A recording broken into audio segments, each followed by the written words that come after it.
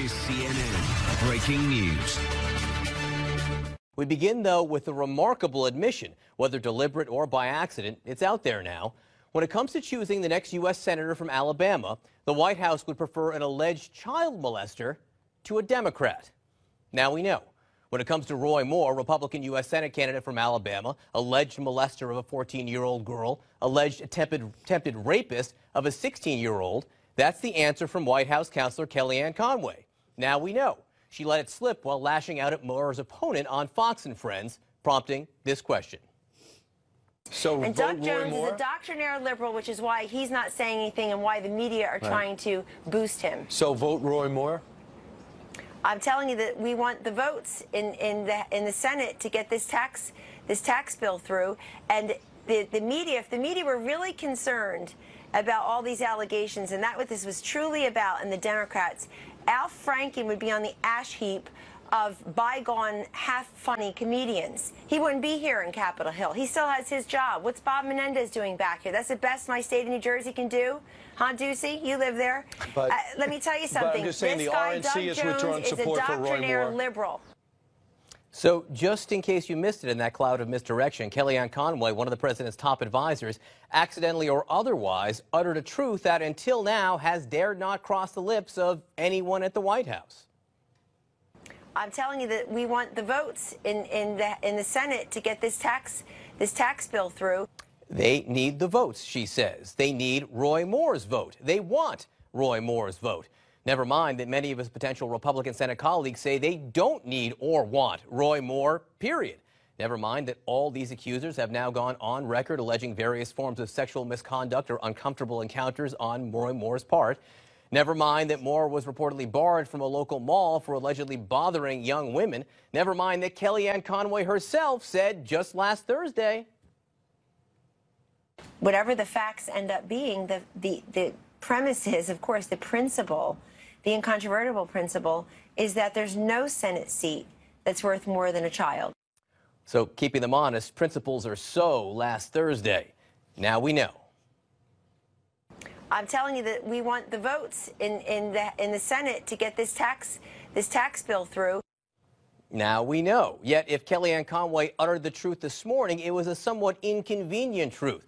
This afternoon, when asked about it, White House spokeswoman Sarah Sanders says the president had no position beyond this. We certainly think that this is something that the people of Alabama should decide, and I'm not going to be able to weigh in anything further beyond those comments. Sarah Sanders trying to put this morning's toothpaste back in the tube while dispensing some familiar soft soap. The president believes this is a decision for the people of Alabama to make. The people of Alabama should make the decision. The people of Alabama should be the ones to make the decision. The decision that the people of Alabama need to make, it's up to the people of Alabama to make the decision. The president, as I've said about 7 or 8 times now, thinks that this is a decision for the people of Alabama to make. It's up to the governor and the state, the people in the state of Alabama to make a determination. I've addressed it quite a few times. The position of the White House hasn't changed. It's up to the people of Alabama to make the determination on who their next senator should be. Now, listen to that long enough and you might get the impression that telling Alabamians how to vote is the kind of thing this president would never do. He would never, for example, get on Air Force One and fly down to Alabama. That would never happen. Ladies and gentlemen, the President of the United States.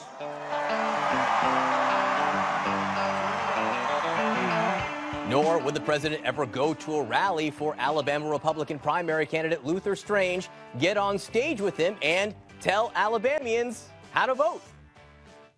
That is why I'm here tonight to ask the good people of Alabama to send Luther Strange to the United States Senate so he can defend your interests, fight for your values, and always put America first. Go out and get out the vote. Why, it's almost like he's telling the people of Alabama how to vote. And here he is at the very same event promising to support Roy Moore if Moore won. And by the way, both good men, both good men. And you know what? And I told Luther, I have to say this, if his opponent wins, I'm going to be here campaigning like hell for him. And sure enough, when Roy Moore defeated Luther Strange, the president got behind Moore. Congratulations to Roy Moore, he wrote on his Republican primary win in Alabama. Luther Strange started way back and ran a good race. Roy, win in December. So it wasn't until accusers began coming forward that the president, especially his surrogates and spokespeople, latched on to the "Let Alabama Decide" talking point. And it wasn't until this morning that Kellyanne Conway revealed the talking point to be bunk. The truth, which she let slip, is that the White House has decided it prefers an alleged child molester to a Democrat because the alleged child molester will support the president on tax cuts. Now we know. This is CNN Breaking News. On this Monday of Thanksgiving week, Kellyanne, good morning. Good morning. Good morning. All right, so the president tweeted out yesterday, hey, Congress, don't disappoint the American people on tax reform. How close are we to finally getting a tax cut? We feel very confident, but it is up to those legislators who for years, if not decades, have been promising their constituents they're going to get meaningful tax cuts and tax overhaul. And we're very happy that the House and Senate have come up with what I call Trump speed, not swamp speed, in getting their bills to the floor fairly quickly. We feel really great that both bills adhere to the president's 4 core principles for tax cuts and tax relief, repatriation, simplification, middle-class tax cut, and reducing that corporate tax rate so that we're below the average for developed countries instead of the highest in the entire OECD. So we feel great. My colleagues and I have been traveling around the country, as has the president, and up on Capitol Hill constantly. This one feels like everybody's oriented in the same direction. And to your point about the Democrats, the president has said from day one he wants tax cuts to be bipartisan. That's a question for the Democrats. Surely there are business owners and taxpayers and property owners, moms and dads and moms and pops in every state in this country who feel they deserve a tax cut. But so we hope the Democrats, petty partisan politics will not get in the way. But partisan politics is getting in the way, and Democrats don't want to give the president a win. Well, that's too bad because it's a win for the American people. This is not about a win for the president. This is about giving the forgotten man and forgotten woman who put this man into office because they'd been forgotten for decades through regulation and taxation and just the overbearance of a government that's too intrusive, invasive, expensive, and expansive. This is for them. And this is not about giving the president a win. That's silly. He's the president. He won. It's a tell Hillary Clinton, by the way, P.S. But this is about people winning. And I do hope in the legacy of Presidents John Kennedy, Ronald Reagan, George W. Bush, even much smaller tax cut, but that we have bipartisan support. We've always been able to rely upon that. I think the Democrats are in big trouble because they have to defend 25 Senate seats next year, 10 in states the president won, 5 he won by massive double digits. They're going to go home and say, when I had a chance to give you more of your hard-earned money, give you a child care tax credit, an adult dependent, double your personal exemption so your first $24,000 is completely tax-free at 0%. They're going to say, but I didn't do it because of XYZ when we know it's for petty partisan political reasons. And Doug Jones in Alabama, folks, don't be fooled. He'll be a vote against tax cuts. He's weak on crime, weak on borders. He's strong on raising your taxes. He's terrible for property owners. So and Doug Jones is a doctrinaire liberal, which is why he's not saying anything and why the media are trying to boost him. So vote Roy Moore? I'm telling you that we want the votes in the Senate to get this tax bill through. And the media, if the media were really concerned about all these allegations, and that's what this was truly about, and the Democrats, Al Franken would be on the ash heap of bygone half-funny comedians. He wouldn't be here in Capitol Hill. He still has his job. What's Bob Menendez doing back here? That's the best my state of New Jersey can do. Huh, Ducey? You live there. But, let me tell you something. But I'm just saying this the guy, RNC Doug is Jones, withdrawing support for Roy doctrinaire Moore. liberal. Excuse me? But the RNC is withdrawing support for Roy Moore. Mitch McConnell's withdrawing support. So is the young Republicans withdrawing support and for a lot Roy of Moore. women. Right. And you know what? I just want everybody to know Doug Jones. Nobody ever says his name. And they pretend that he's some kind of conservative Democrat in Alabama, and he's not. Kellyanne? And yes. Will the president be going back down to Alabama to campaign on behalf of Roy Moore before the special election? There's no plan to do that. The president is going to continue traveling around the country on tax cuts and other issues, yes. Kellyanne, there's 6 Republicans that have concerns about this tax reform or tax cut bill. You have Corker, Flake, Senator Johnson, Murkowski, Collins, and Senator McCain. They all have different reasons. And I want to play some sound bites for you. The first one is Susan Collins saying she hasn't supported him from the beginning. And then this was also Senator Jeff Flake. We've butted these sound bites together when he was caught on a hot mic. Listen to this. President Trump was not my choice for the Republican nominee for president. I want to see changes in that bill, and I think there will be changes. There are some provisions of the House bill that I like better. There are provisions of both bills that I like, but I think the bill needs work. Come the party of Roy Moore and Donald Trump. We are the toast. So what is your reaction to that? I mean, Senator Flake's not running for re-election. He clearly doesn't support the president. And then Susan Collins, she has health care that she's concerned with in her state. I'm very happy that Senator Collins is coming forth now and expressing some of the ways she thinks that the final bill can be improved, including weaving in some of those provisions from the House bill, which she says she personally prefers. We'd prefer to have those conversations and those debates now than just have somebody show up and be a no vote. That's why the president himself went over to Congress last week. That's why my colleagues and I are there nonstop, out in the hustings, out bringing the case to the American people and taking in their inputs and their ideas and reflecting that in this bill. But in the end, especially with people like Senator Johnson, who's concerned about small businesses, it comes to explaining what's in there for small businesses. Yeah. A 25% rate, the lowest tax rate on our moms and pop small businesses. I was an S Corp for 22 years. You reinvest that money in your company. Right. You buy better inventory, you pay benefits, you're able to attract and retain a workforce that's compensated well and that you can compete with the big guys. The 17.4% deduction for small businesses, the 100% expensing for 5 years, these are all very attractive features to the folks who show up to work before dawn and go home long after dusk. And Kellyanne, I watched the whole Collins interview. She is absolutely gettable. She's getting her hands dirty in this. That was something about personal behavior and who she picked during the primaries. But also Corker, I understand, and Ivanka and you were doing a lot of work to win over some of those others. Are doing some honest look into the tax plan because they realize it's about the country, not about who's president. Meanwhile, the president did weigh in and tweeted this out in regards to running back Marshawn Lynch of the Raiders taking a knee during the sitting down during the national anthem and standing for the Mexican national anthem. He says this: Marshawn Lynch of the NFL's Oakland Raiders stands for the Mexican national anthem, sits down for hours. Great disrespect. Next time, NFL should suspend him for the remainder of the season. Attendance and ratings way down. So how do you feel about the president weighing in here? The president has been consistent about this from the very beginning. And look at what's happened to many of these teams, the NFL viewership and attendance at these games. You know what? We have a saying in our house anyway. I think it's a pretty good one. You take a knee for the Lord and you stand for the flag. Many Americans agree with that. And the president has been very consistent about this. And every president, look at the last one, they become involved in some of the cultural and social questions of the day. There's no way to avoid it. And I think many Americans agree with that. And look, if you want to express your viewpoint, and the average NFL player, as I understand it, makes about $2 million a year. That gentleman probably makes far higher and far more. There are so many ways for you to get civically involved. There more than 5 seconds before a game. There are so many ways for you to participate and animate youth and educate them and engage them.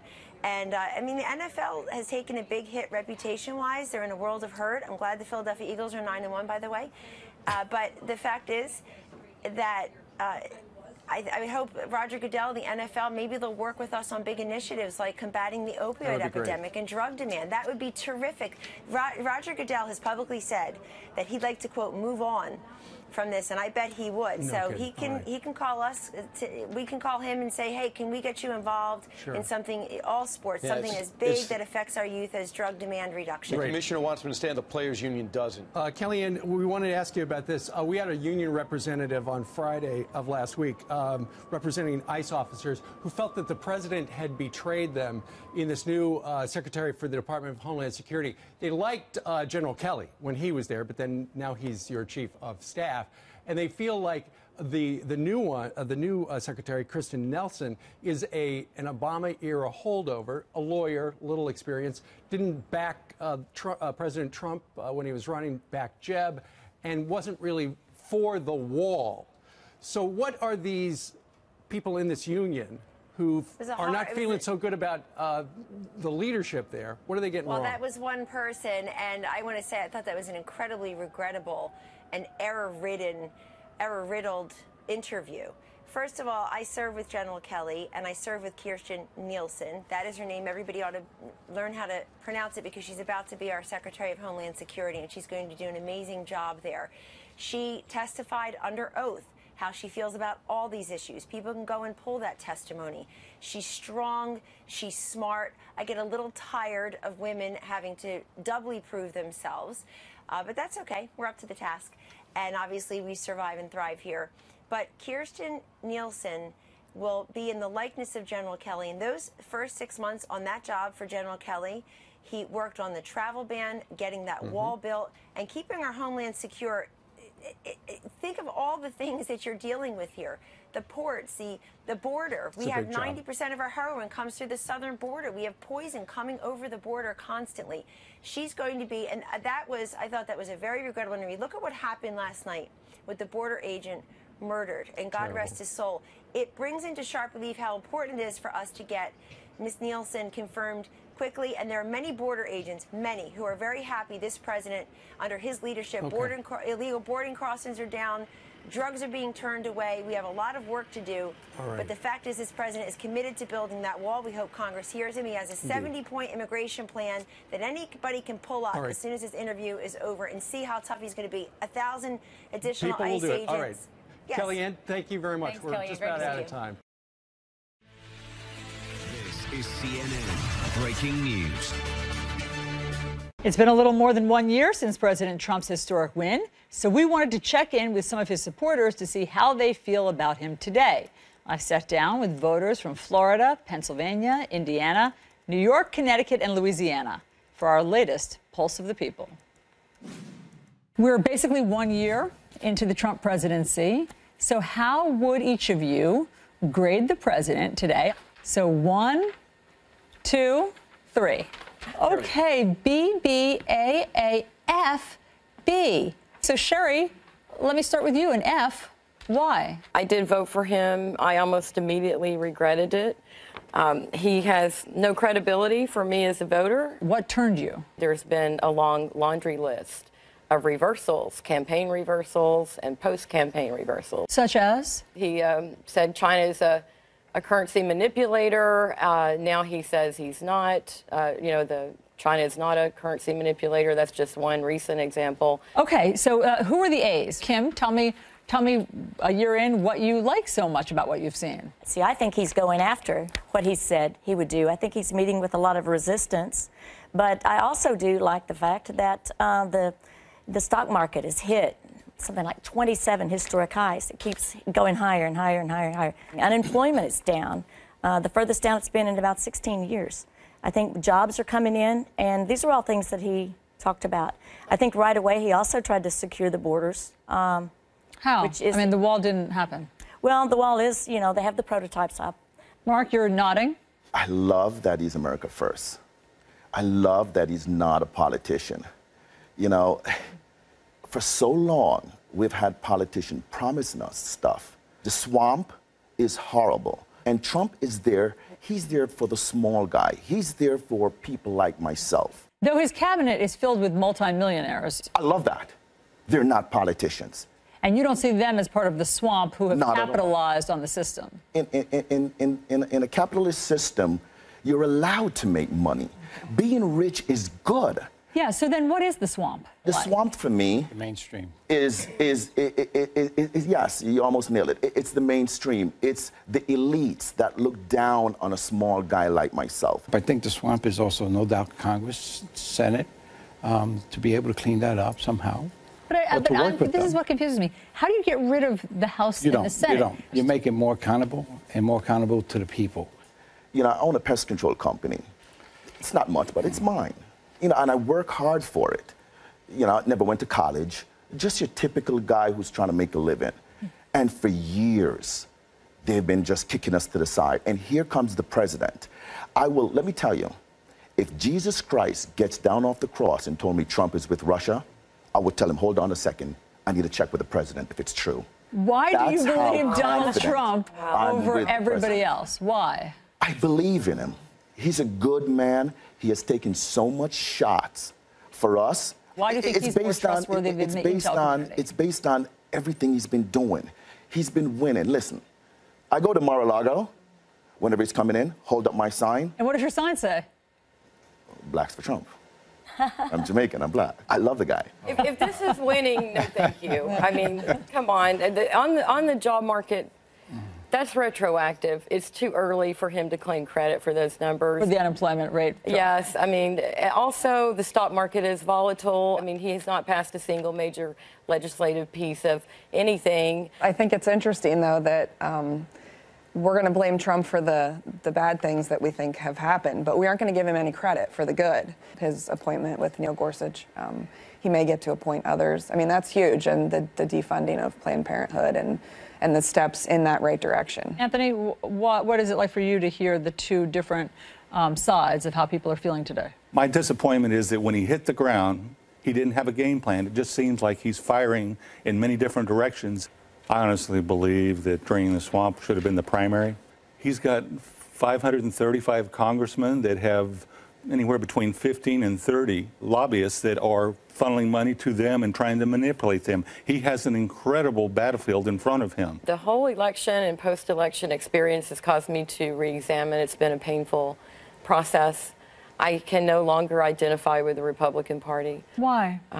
They seem out of touch with mainstream America. They don't seem that interested in working to bridge the divisions between us, which is a major concern that I have. Healthcare is another one, and I know of many, many people who are not able to get treatment they need. Maybe it's time we stop viewing healthcare as a commodity in this country. Did you think the president could make a better deal with the insurance company? Did you expect something from Donald Trump? I guess I expected the insurance company to be way on the back burner and the American people to be on the front burner. And single payer.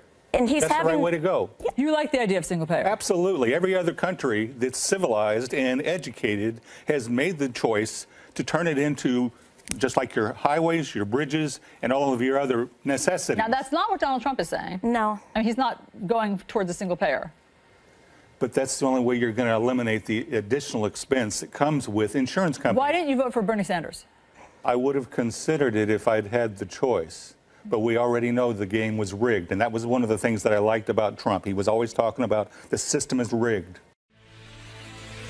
This is CNN Breaking News. I do want to get all of your takes on what some call flip-flop, some call a 180-degree turn. Listen to this. I said, here's the problem with NATO. It's obsolete. I said it was obsolete. It's no longer obsolete. We're going to have a great relationship with Putin and Russia. Right now, we're not getting along with Russia at all. We may be at an all-time low in terms of relationship with Russia. How do you feel about Look at the dates there. The dates are a year apart. The dates reflect a time when he was not the president, when he was not privy to some of the materials he'd be provided as the president, some of the highly confidential secret materials. Sure, but I mean, does he need a confidential secret material to know that NATO is relevant?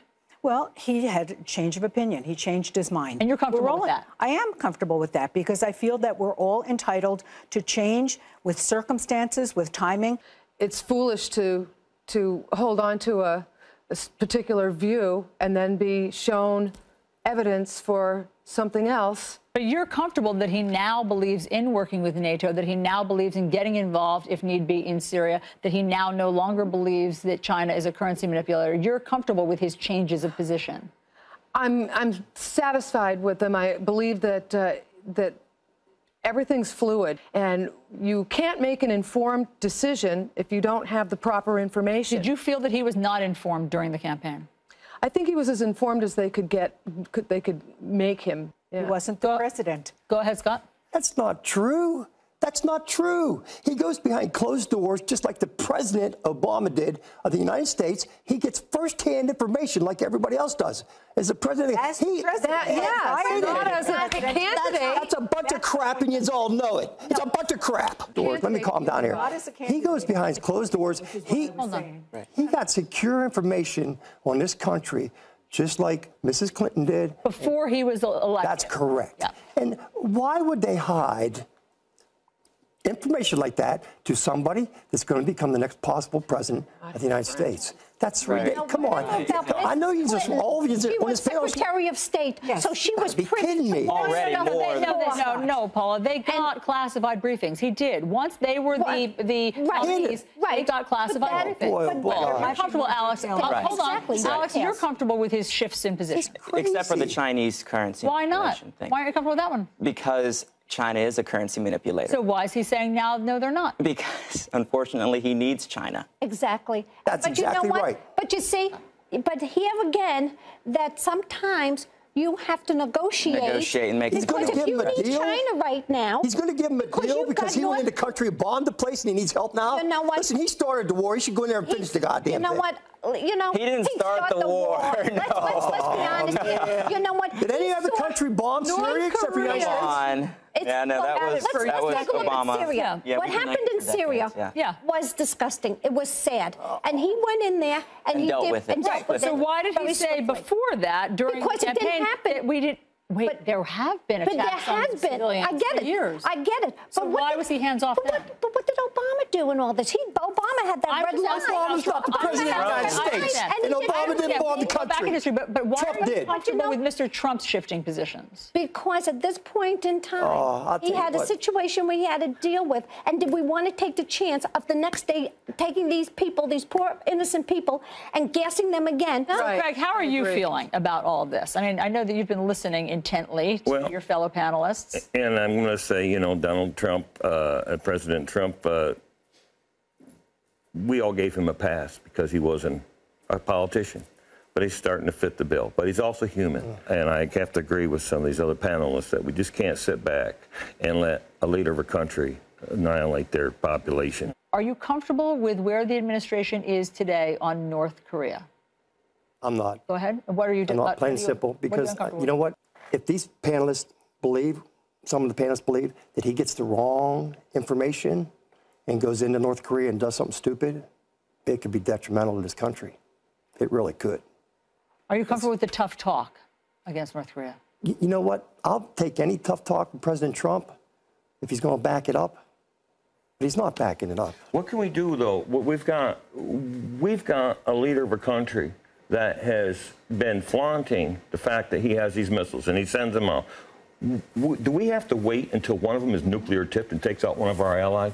Absolutely not. Do we have to wait for that? Then I have to agree that, you know, we as a country need to say, you know, we're not going to turn our head anymore. You know, this is something that I'm very passionate about. You think tough talk will take care of that? Look, I don't know about the tough talk. Okay. So what do you think? Well, first you have to talk and try to come to a resolution. And I mean, the guy's a maniac. He's insane.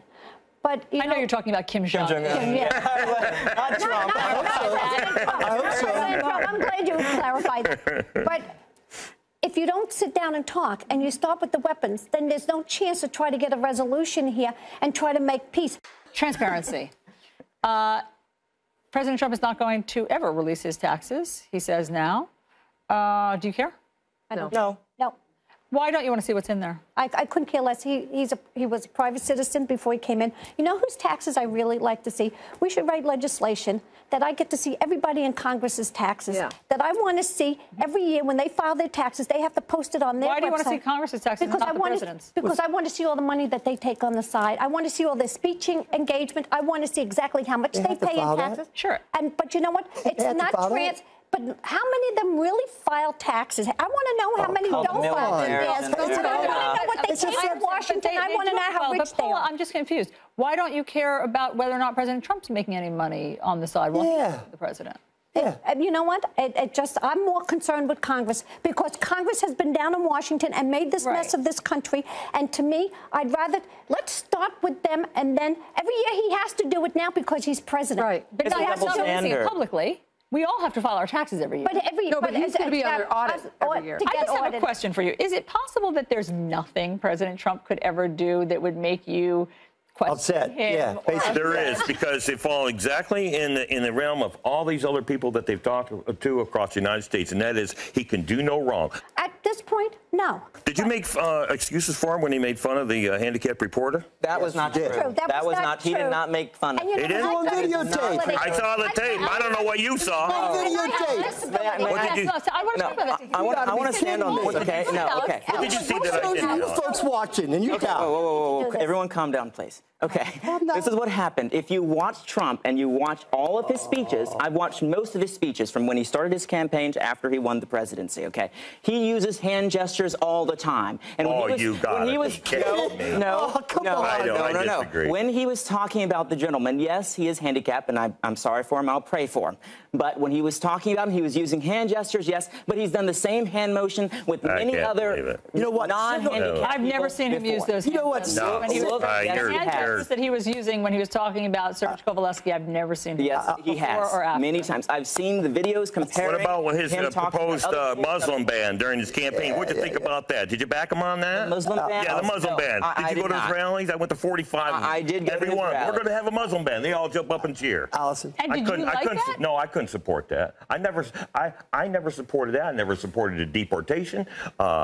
I said, you know, a wall would probably help out with the infiltration of heroin. Then why did you go to 45 of his rallies if there were some things that just turned your stomach? I'll tell you why. Because I took the emotion of losing my son.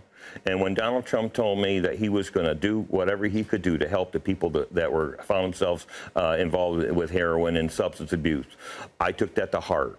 And I transformed my emotion that I had for my son into following this man around the countryside. And I listened to him talk, and I supported him because of his promise that he was going to help these kids and these young adults get off this heroin. You haven't seen that today. He's failed. As we approach the 100-day mark, what does Make America Great Again mean to you today? Paula. It means that he is moving forward on helping with the economy. I think that we have to give this man a chance. Nobody has given him a chance from the day he became the nominee to the day he got sworn in. All the media has dumped on him and has not said, okay, he has to have this time to be able to get acclimated down there because he was not a politician, and that we have to give him a chance and just back off a little bit. So you're optimistic. I'm very optimistic. Okay, what do you feel, Susan? I think that the president is going to continue down the path that he's already on. I think he is draining the swamp to some degree. You know, a lot of people say that President Trump has put in his cabinet and in the White House lots of lobbyists and consultants, and that's not what people had in mind for draining the swamp. That's correct. I mean, that, you know, sometimes when you get there, it changes. But Alex, I want to move on to you. President Trump promised that there would be so much winning when he becomes president. Are you sick of winning yet? No, I'm not. We have a lot more to look forward to, I think. Hopefully he'll get reelected. We'll win the, in 2018 Congress again. Eileen, what does the future look like to you? I'm willing to give him more time. There is a learning curve that is involved with learning how to deal with the government. So I feel encouraged that things will continue to improve. Scott. You know, Allison, basically, I hope his next 100 days is better than his first 100. You know, it can only get better, I hope, not worse, truthfully. I'm still, whether this panel thinks I hate Mr. Trump or not, I really don't. Again, I agree with this gentleman here. I want him to succeed. I really do. I think he can, but I don't think he can just go to the table and say it's my way or the highway. He's got to negotiate. If he doesn't, it's going to get worse in the next 4 years. It truly is. And he's going to lose a lot of people the next election. I guarantee it. There'll be a lot of people turn against him. Craig, how do you see the future? Well, you know, they say give him 4 years. But unfortunately, he's shown what he's capable of doing in the first 100 days. Make America Great Again is It's become a myth. I don't wish for the president to fail in his endeavors. You know, if he wins, we all win. I could never vote for him again because he's shown what he's capable of doing. That is trying to put through something that was absolutely the opposite of what he said, what he promised the American people. This is CNN Breaking News. Show of hands, how many of you are feeling just as positively today about Donald Trump as you were on Election Day? 2 of you. How many of you are having some second thoughts or reservations or regret your vote? 3 of you. Okay, so Jordan, what was the moment that you started regretting your vote? A lot of it had to do with his choices for cabinet officials. I'm a high school teacher. His choice for the Secretary of Education is completely unacceptable to me and most of my colleagues. Why? What's the problem with Betsy DeVos? Inexperienced. She now is in charge of public education. She doesn't seem to believe in it. And that was a very big detriment to me. Peyton, what was the moment that you started having second thoughts? He's a businessman. I thought he could get the deals done. And once I started seeing that he was too busy tweeting or not really understanding the kind of way Congress and politics really works, I was a little disappointed. What did you think he could pull off? I was hoping for his travel ban to kind of go through and not be so divisive. I was hoping for a health care repeal and replace. Mark, how about you? I think it was the day after Inauguration Day. So soon? What happened? When he was so concerned about the crowds or lack thereof, I was like, is that important? You're the president. Let's move forward. And so that's probably started my what have I done? When he was so upset about his crowd size, what did that tell you? Why did that upset you? Well, I went back to his hands. I mean, size matters to him, I guess. And I that's not important to me, you know, and that's not why I voted for him. That's not why I voted for him. I felt he was different, thought he could make a change than what we've been used to over all these years, but just not impressed. Emma Polo, what is it like for you when you hear your fellow panelists say that they now have all these doubts? I can understand perfectly where they are from, but I am an issue, or almost a one-issue person. Your family came from Nicaragua, yes? Yes, I'm from Nicaragua. You're from Nicaragua. I was. You came legally, and now you're American, naturalized citizen. Yes. So I know you take issue with the Dreamers. I take issue with the favoritism that they receive, and when they come and they expect and demand free college education. Boy, would I like to have had that. And this is why we are resentful. The community of legal immigrants from Latin America are the ones that voted for Donald Trump because of a resentment. Let's talk about the NFL. How many of you are comfortable with the president weighing in on what's happening during the national anthem and some players taking a knee? Are you happy that the president talked about it this weekend or tweeted about it? Nobody's happy that the president weighed in. I think that these players have the First Amendment right to kneel during the national anthem or sit out. And it's just an argument that really didn't need to be picked. And now it's what everybody's talking about when there are so many other things that we could be talking about, like the hurricane in Puerto Rico. So why is President Trump weighing in on this? I think it's because he loves America. I don't like the disrespect that these players are showing. But on the other hand, as my husband and I both say, we may not like it. But my husband served 21 years. My brother-in-law died in service to guarantee both the NFL players' rights to free speech and the president's right of free speech. I'm a son of and a grandson of veterans, and I was always taught that I might not like what you say, but I'll defend to the death your right to say it. And that's what the First Amendment's about, and that's what this country's about. Do I like them taking a knee during the national anthem? Personally, no. But that's their choice, and it's their way to protest. What I had concern about was why in the world, and I live a couple hours from Charlottesville, Virginia, he couldn't call those individuals, the neo-Nazis, the white supremacists, why couldn't he call them sons of a bitches? And why couldn't he? That's a huge concern of mine, meaning what is really going on that man's mind? A lot of what happened yesterday was in response to what our president said being very unpresidential, using the term son of a bitch. I believe that if we want to continue to be the country we are, we have to allow dissenting opinion. But I agree with Mark also. If you're going to use that term, let's use that term in Charlottesville as well. And Peyton, what do you think about that? Why is he using harsher words for the NFL players? I wish I knew. It just completely baffles me. When he made the first condemnation of white supremacists in Charlottesville, it kind of seemed like it was lacking any substance. He didn't call anybody out. Then he made the second one, which sounded presidential, but it was 2 days late. And then the next day he comes back out and kind of retracts what he said the day before and went with his original stance. And it's just so unnerving to have those flip-flops within days of each other. There are people in the country who think that that's racist. That's racism right there, not calling out white supremacists and calling out the NFL, 70% of whom are black. I agree, but we use the race card far too often.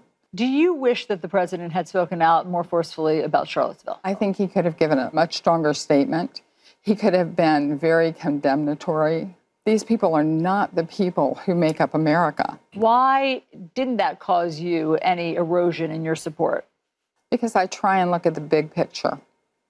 I also believe, as a businessman, he's not used to politics, and he's used to going in and making deals and having his own way. And, you know, we're talking about a businessman. Is he?